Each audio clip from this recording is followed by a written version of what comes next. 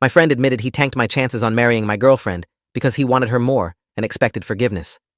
When Trevor looked me straight in the eye across the coffee shop table and said, "I sabotaged your proposal because I thought if you weren't with her, I'd have a shot," I actually laughed. Not because it was funny, but because my brain couldn't process that level of betrayal from someone I'd known since we were 8 years old. The cup in my hand was still warm, the foam art on my latte forming a perfect heart, which felt like the universe's cruelest joke. He wasn't smiling. He wasn't apologizing. He was waiting, expectant, like he'd just confessed to eating the last slice of pizza and not destroying the future I'd spent 3 years building. That's when I realized he actually believed I would forgive him. I'd been planning to propose to Olivia for 6 months. Every detail was calculated, from the restaurant reservation at La Mer overlooking the harbor to the custom ring I'd saved 18 months to afford. The proposal was set for the evening of our 3rd anniversary, which fell on a Saturday in May. I'd told exactly 3 people about my plan: my mother, my older sister Diane, and Trevor. My mother cried happy tears over the phone. Diane helped me pick the ring setting. Trevor offered to help coordinate everything since he was great with logistics. I should have seen the red flags then, but when you've been friends with someone for 22 years, you don't question their intentions. You trust them with your most vulnerable moments. You tell them about the nightmares you have where she says no. You share your fear that you're not good enough for her. You open yourself completely because that's what best friends are supposed to do. Trevor and I met in 2nd grade when his family moved into the house 3 doors down from mine. We were inseparable through childhood, survived middle school together, navigated high school as a unit. He was the best man at my brother's wedding when we were 19. I helped him move across the state when he got his first real job after college. When my father died unexpectedly when I was 24, Trevor drove 8 hours through the night to be at the funeral. These weren't casual friendship moments. These were the foundations of what I thought was an unbreakable bond. I'd introduced him to Olivia at my company's holiday party 3 years earlier, never imagining that simple introduction would eventually detonate my entire life. Olivia worked in the marketing department of a competing firm, which is how we ended up at the same industry networking events. She had this way of listening to people that made them feel like the only person in the room, and when she laughed, it was this genuine full-body experience that lit up her whole face. We started dating officially 3 weeks after that holiday party, and by month 6, I knew she was the one. Trevor seemed happy for us. He'd join us for dinners, came to her birthday celebration, was always available to hang out as a trio. Looking back now, I can see how he positioned himself, how he'd text her funny memes during work hours, how he'd offer to help her with things when I was traveling for business, how he always had an opinion about what gift I should get her or what restaurant we should try. I thought he was being a good friend, invested in our happiness. I didn't realize he was building his own relationship with her, one carefully designed conversation at a time. The proposal was supposed to happen on a Saturday in May at 8 in the evening. I had the reservation confirmed, the ring in my jacket pocket, my rehearsed speech memorized after practicing it 200 times in my car. I'd asked Trevor to help with one thing: make sure Olivia's best friend Kayla was available to celebrate with us afterward, because I wanted Olivia to have her closest friend there for the moment. Simple enough. Or so I thought. What I didn't know was that Trevor had spent the previous 3 weeks systematically destroying the foundation I'd built. He'd told the restaurant I needed to cancel due to a family emergency and rebooked the table under his own name. He'd convinced my sister that I was having second thoughts, making her question whether she should say anything to me. Most devastatingly, he'd been privately messaging Olivia, planting seeds of doubt about whether I was ready for marriage, sharing concerns about my commitment level, and positioning himself as the trusted friend who only wanted what was best for her. I showed up to the restaurant on that Saturday night, with my heart pounding and my hands slightly sweating despite the cool spring air. The hostess looked confused when I gave my name. "I'm sorry, sir, but we don't have a reservation under that name for this evening." I pulled out my phone, showed her the confirmation email. She called over the manager, a slim man in his 50s named George Castellano, who'd been incredibly helpful when I'd planned everything. He looked at me with genuine sympathy and said, "Someone called earlier this week and canceled this reservation. They said there was a death in the family and you needed to postpone." My stomach dropped. I hadn't canceled anything. Who would do this? The answer didn't even occur to me yet, because my brain was focused on salvaging the evening. I called Olivia, who was already on her way, and suggested we go somewhere else. Her voice sounded distant, distracted, not the excited tone I'd expected. "Actually, can we talk first? Before dinner?" she asked. "There's something we need to discuss." We met at a park near her apartment instead of the restaurant. She was sitting on a bench when I arrived, her posture tense, her usual warm smile replaced with something guarded. Before I could even sit down, she said, "Are you sure you want to get married? To me, specifically?" The question hit me like cold water. Of course I was sure. I was literally carrying the ring that was supposed to make that clear. "What? Why would you even ask that?" I said, sitting beside her. She pulled out her phone and showed me a text thread with Trevor. My best friend had been messaging her for weeks, sharing his observations about me. How I'd mentioned being nervous about commitment, how I'd said I wasn't sure if I was ready to settle down yet, how I'd expressed concerns about whether we were truly compatible long-term. None of it was true, not a single word. But they were convincing because they were phrased as a concerned friend looking out for her best interests, wrapped in enough vague language that she couldn't quite call him out for overstepping. I sat there reading Trevor's messages to my girlfriend, messages filled with subtle manipulation and carefully worded concerns, and I felt something fundamental shift inside me. This wasn't a misunderstanding or a miscommunication. This was calculated. This was intentional. This was my best friend of 22 years actively working to destroy my relationship because he wanted her for himself. I tried to explain to Olivia that none of it was true, that I'd never said any of those things, that I was literally planning to propose to her that very night.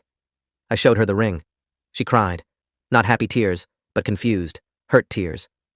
Why would Trevor say all of this if it wasn't true? She asked. What does he have to gain? I didn't have an answer yet. I was still processing the betrayal myself, trying to understand how someone I trusted completely could do something so fundamentally cruel. We didn't break up that night, but something broke anyway.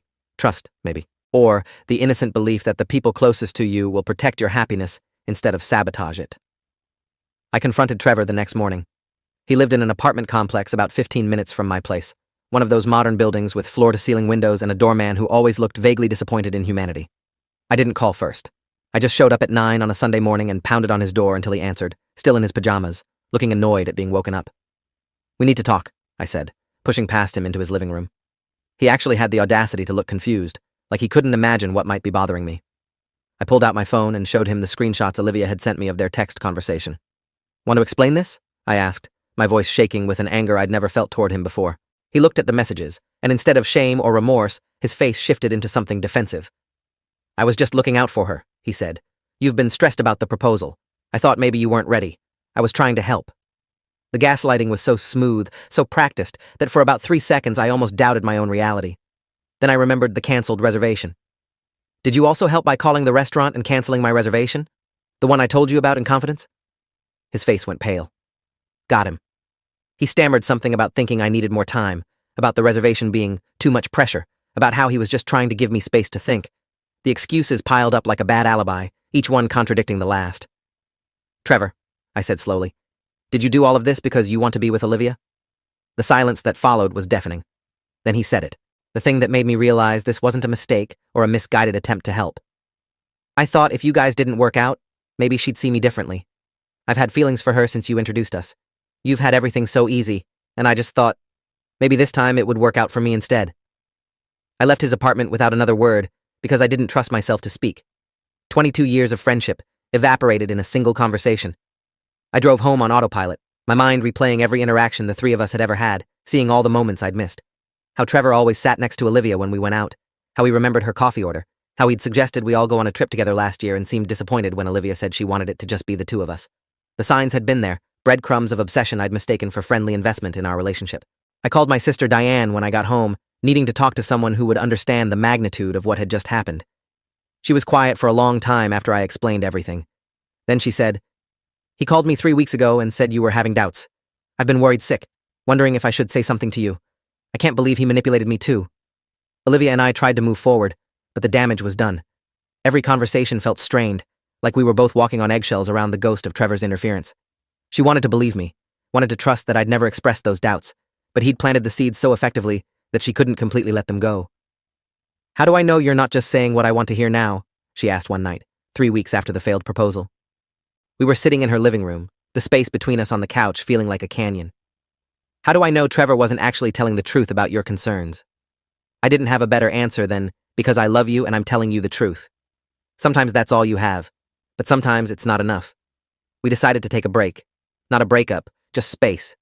She needed time to process. I needed time to grieve the friendship I'd lost and figure out who I was without Trevor in my life. During that break, I made a decision. I wasn't going to let Trevor's betrayal just fade into the background like an unfortunate incident we all moved past. I wanted him to face consequences. I wanted Olivia to see, with absolute clarity, that everything he'd told her was a calculated lie. I needed proof that would be undeniable, something that would expose his true intentions and vindicate my truth. I started by documenting everything. I created a timeline of events with dates, times, and screenshots. I included the confirmation email from the restaurant, the cancellation they'd received, and the fact that Trevor had admitted to making that call. I compiled every text message he'd sent to Olivia, every conversation where he'd undermined our relationship while pretending to be a concerned friend. But I needed more. I needed something that would show this wasn't just a one-time mistake, but a pattern of manipulation. I reached out to a mutual friend named Alex Thornton, someone who'd known both Trevor and me since college. Alex was a therapist now, someone trained to see patterns in human behavior and understand manipulation tactics. I met him at a quiet bar on a Thursday evening and showed him everything I'd compiled. He read through the messages slowly, his professional demeanor cracking occasionally with flashes of genuine anger. "This is textbook emotional manipulation," he said, tapping one of Trevor's messages to Olivia. "See how he phrases everything as concern? How he never directly tells her not to trust you, but plants questions that make her doubt? This is sophisticated psychological warfare." I asked him if he'd be willing to review everything and provide a professional assessment, something I could show to Olivia that wasn't just my emotional interpretation of events. He agreed, and 3 days later, he sent me a detailed analysis of Trevor's communication patterns, highlighting the manipulation tactics and explaining how they were designed to erode trust. I also consulted with a lawyer, Patricia Donovan, who'd been practicing family and interpersonal law for 12 years. I wanted to know if what Trevor had done constituted any form of legal interference or if there were grounds for a restraining order if his behavior escalated. She reviewed the documentation during our consultation, her expression growing increasingly serious. "This is definitely tortious interference with a relationship," she explained. "While it's not criminal, it's civil wrongdoing. He intentionally interfered with your prospective economic advantage, which in some states includes marriage prospects. The canceled reservation alone could be considered sabotage, and the manipulative messages show clear intent to damage your relationship." She told me that while I could potentially pursue civil action, the better route was to create a comprehensive record of everything, in case I needed legal protection later. "Document every interaction with him going forward," she advised. "Don't engage directly. Don't give him ammunition to twist things." Armed with the therapist's assessment and the lawyer's advice, I prepared to show Olivia the full scope of what Trevor had done. But before I could schedule that conversation, Trevor reached out to me. He sent a text message asking to meet for coffee, saying he wanted to clear the air and explain things better. Every instinct told me not to go, but I saw an opportunity. I agreed to meet him at a coffee shop on the following Monday at 3 in the afternoon. Before the meeting, I did something I'd never done before. I set up my phone to record audio. I wanted documentation of whatever he said, proof in his own words of his intentions and actions. The lawyer had confirmed this was legal in our state as long as one party to the conversation knew about the recording, which I did since I was that party. That's how I ended up across from Trevor at that coffee shop, listening to him confess that he'd sabotaged my proposal because he wanted Olivia for himself. The recording captured everything. His admission that he'd canceled the restaurant reservation. His explanation that he'd been messaging Olivia for weeks to undermine her trust in me. His belief that if I weren't in the picture, she'd eventually see him as a romantic option. And most damning of all, his expectation that I would forgive him because we've been friends forever, and everyone makes mistakes. He actually said, "Come on, we can get past this. You'll find someone else eventually, and we can laugh about this someday." The sheer audacity of expecting forgiveness for something so calculated and cruel left me momentarily speechless. Then I said the only thing that felt appropriate: "We're done. We're not friends anymore. Don't contact me, don't contact Olivia, and stay out of both our lives."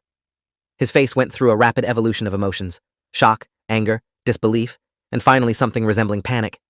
"You're seriously going to throw away 22 years of friendship over a girl?" he asked, his voice rising.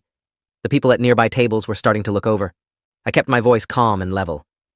"You threw it away when you decided your feelings for her were more important than your loyalty to me. You threw it away when you lied to her about me. You threw it away when you sabotaged the most important night of my life. I'm just acknowledging what you already did." I stood up to leave, and he grabbed my arm.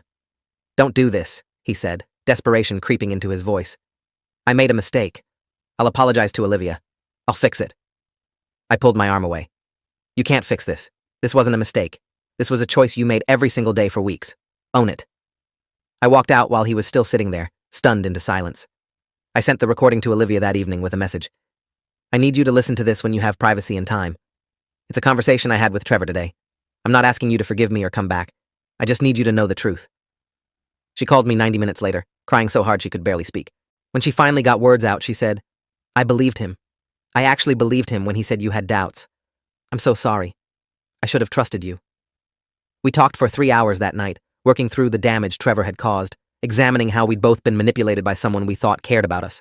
The break had given us both perspective, and instead of destroying our relationship completely, Trevor's betrayal somehow clarified what we meant to each other. We decided to try again, but this time with complete honesty and without Trevor's poisonous influence lurking in the background. But Trevor wasn't done. 2 weeks after I cut him off, he started showing up places where he knew Olivia would be: her gym, her favorite coffee shop, the grocery store near her apartment. He'd approach her, try to start conversations, play the victim who'd been unfairly abandoned by his best friend over a misunderstanding. Olivia documented each incident and told him explicitly to stop contacting her. He ignored her requests. That's when I knew we needed more than just severed ties. We needed legal intervention. Patricia Donovan helped us file for a restraining order based on his pattern of stalking behavior and unwanted contact. The hearing was scheduled for a Wednesday afternoon, 4 weeks after my confrontation with Trevor at the coffee shop. If you are enjoying this story already, please subscribe to see more stories like this. At the hearing, we presented everything: the timeline of his manipulation, the therapist's assessment, the recorded confession, documentation of his continued contact after being told to stop, and witness statements from people who'd seen him following Olivia. The judge, an older woman named Margaret Chen— wait, I need to avoid that name. Let me use a different one. The judge, an older woman named Margaret Holloway, who'd been on the bench for 15 years, reviewed everything with a grim expression. Trevor's lawyer tried to argue that this was just a friendship dispute blown out of proportion, that Trevor had apologized and meant no harm. Judge Holloway cut him off mid-sentence. Your client systematically sabotaged an engagement, lied to multiple parties, and when confronted, continued to harass one of the victims. This isn't a friendship dispute. This is obsessive behavior that shows a concerning pattern. She granted a temporary restraining order requiring Trevor to stay at least 500 feet away from both Olivia and me, with a permanent order hearing scheduled for 3 months later. The restraining order should have been the end of it, but Trevor's obsession ran deeper than either of us realized. He violated the order within a week by sending Olivia a long email from a new account, detailing how much he loved her and how he knew they were meant to be together. The email was unhinged, filled with references to moments they'd shared that he'd clearly built up in his mind as romantic connections that only existed in his imagination. She forwarded it to Patricia immediately, and we filed a police report. The detective assigned to the case, William Foster, had been with the department for 19 years and specialized in stalking cases. He took one look at the email and said, "This is escalation. He's not backing down. He's doubling down. We need to take this seriously." Detective Foster helped us implement additional safety measures. Olivia changed her route to work and started parking in different locations each day. We both documented any attempted contact, no matter how small. I installed security cameras at my apartment, and she did the same at hers. It felt extreme, but Detective Foster emphasized that restraining order violations often escalated when the subject felt they were losing control. He built a fantasy in his head where you two would end up together, he explained to Olivia during one meeting. Every step you take away from that fantasy feels like betrayal to him. That's when people become dangerous. His words proved prophetic when, 3 weeks later, Trevor showed up at Olivia's workplace during her lunch break. He walked into the lobby of her building like he had every right to be there, carrying flowers and wearing what Olivia later described as this desperate, manic smile. Her receptionist, a sharp woman named Linda Walters, who'd been briefed on the restraining order, immediately called security while keeping Trevor talking. Olivia was in her office on the 4th floor when she got the alert. She watched from her window as building security escorted Trevor out while he shouted about how he just wanted to talk, how everyone was overreacting, how Olivia would understand if she'd just give him 5 minutes. Security called the police. Detective Foster arrived within 20 minutes and arrested Trevor for violating the restraining order. That arrest should have been a wake-up call, but Trevor seemed incapable of accepting reality. The court date for the restraining order violation was set for a Monday in August, 3 months after the initial order was granted. By this point, Olivia and I had been back together for 2 months, carefully rebuilding trust and moving forward, despite the chaos Trevor continued to create from the periphery. The night before the court appearance, Olivia and I sat in my living room going over our testimony with Patricia. "Tomorrow, you both need to be calm, factual, and clear," she advised. "Let the evidence speak. Don't get emotional on the stand, even though what he did is infuriating. The facts are damning enough." She was right. We had messages, recordings, witness statements, security footage, police reports, and a clear pattern of obsessive, manipulative behavior. Trevor had built his own prison with his actions. We just needed to make sure the judge saw it clearly. The courtroom was smaller than I expected, with about 30 seats for observers, and that particular smell of old wood and industrial cleaner that seems universal to legal buildings. Trevor sat at the defendant's table with his lawyer, a nervous-looking man in his 30s named James Keller, who kept shuffling papers like they might somehow reorganize themselves into a better defense. Trevor looked awful, right? He'd lost weight, his clothes hung loosely on his frame, and he had dark circles under his eyes that spoke to sleepless nights. Part of me almost felt sorry for him. Almost. Then I remembered standing in that park with Olivia, watching her cry over his lies, and the sympathy evaporated. The judge, a different one from the initial hearing, was a stern man in his 60s named Richard Blackwood, who had a reputation for not tolerating nonsense. The prosecution went first, laying out the timeline of events with brutal efficiency. They played the audio recording of Trevor's confession at the coffee shop. They showed the email he'd sent from the fake account. They presented security footage of him entering Olivia's workplace in violation of the restraining order. Each piece of evidence landed like a hammer blow, and I watched Trevor's expression shift from defensive to resigned. His lawyer tried to argue that Trevor was going through a mental health crisis and needed treatment, not punishment. Judge Blackwood listened impassively, then asked, "Has your client sought mental health treatment in the 3 months since the initial restraining order?" The lawyer hesitated. "Well, He's been in contact with a therapist. Has he actively pursued treatment? The judge pressed. Another hesitation. Not in a formal, ongoing capacity, no. Judge Blackwood made a note. When it was time for Olivia to testify, she walked to the stand with her head high, her voice steady, despite the tremor I could hear underneath. She described the weeks of manipulation, the doubt Trevor had planted, the fear she'd felt when he started showing up at her regular locations. I thought he was my friend, she said at one point. I trusted him. Finding out that friendship was just a strategy to get close to me made me question every relationship I have. Trevor's lawyer tried to cross-examine her, suggesting she'd somehow led Trevor on or given him mixed signals. Patricia objected immediately, and Judge Blackwood sustained it with a sharp look at the defense attorney. Let's stick to relevant questions about the violation of the restraining order, he said. The defense had no more questions. My testimony was shorter but equally straightforward. I described 22 years of friendship destroyed by obsession and manipulation.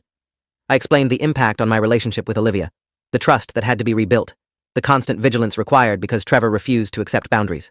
When Trevor's lawyer asked if I'd ever forgiven Trevor for past mistakes in our friendship, I said, past mistakes were forgotten car keys and borrowed money not returned. This wasn't a mistake.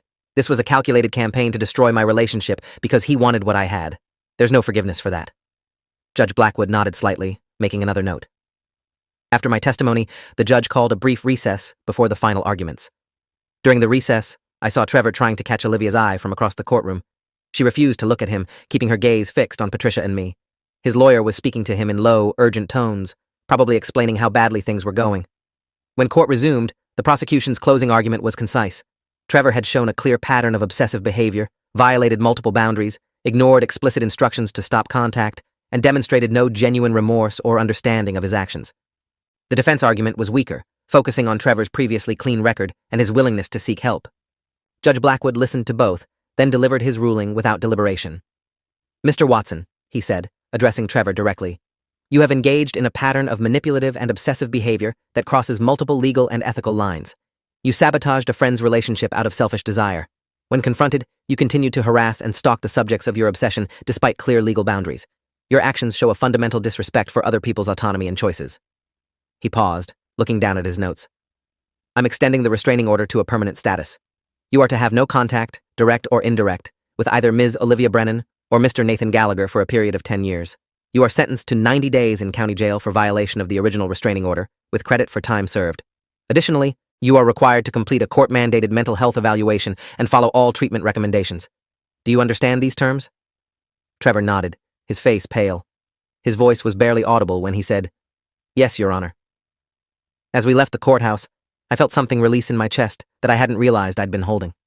It wasn't joy exactly, more like relief. Relief that there were consequences. Relief that Olivia and I could move forward without looking over our shoulders constantly. Relief that the legal system had seen through Trevor's manipulation to the truth underneath. Olivia squeezed my hand as we walked to the car. Is it really over? She asked. I thought about the 10-year restraining order, the jail sentence, the mandatory treatment. Yeah, I said. I think it finally is. We drove to her apartment in comfortable silence, the weight of the past months slowly lifting. That evening, we sat on her balcony watching the sunset, something we'd done countless times before Trevor's interference, but hadn't felt comfortable doing in months. Do you think he'll actually get help? Olivia asked, her head resting on my shoulder. I considered the question honestly. I don't know. I hope so, for his sake. But it's not our problem anymore. She was quiet for a moment, then said, I keep thinking about all the time we wasted being suspicious of each other because of his lies. All those weeks we could have been together but weren't. I turned to face her. We're together now. That's what matters. She smiled, the first genuine, unguarded smile I'd seen from her in months. It reminded me why I'd wanted to marry her in the first place. All the qualities that made me fall in love with her were still there, just temporarily buried under the damage Trevor had caused. 3 months later, on a Saturday evening in November, I took Olivia back to La Mer, the restaurant where the original proposal was supposed to happen. George Castellano, the manager who'd been so apologetic about the canceled reservation, had been following our story and reached out personally to offer us the same table, no charge. I felt terrible about what happened, he'd told me on the phone. I should have verified the cancellation better. Let me make it right. I accepted his offer, touched by the gesture. This time, there was no Trevor to sabotage things, no manipulative texts to undermine Olivia's trust, no canceled reservations or planted doubts, just the two of us, a good meal, and the future we'd fought to protect.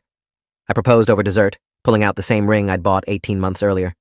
My hands shook slightly, not from fear of rejection, but from the magnitude of the moment.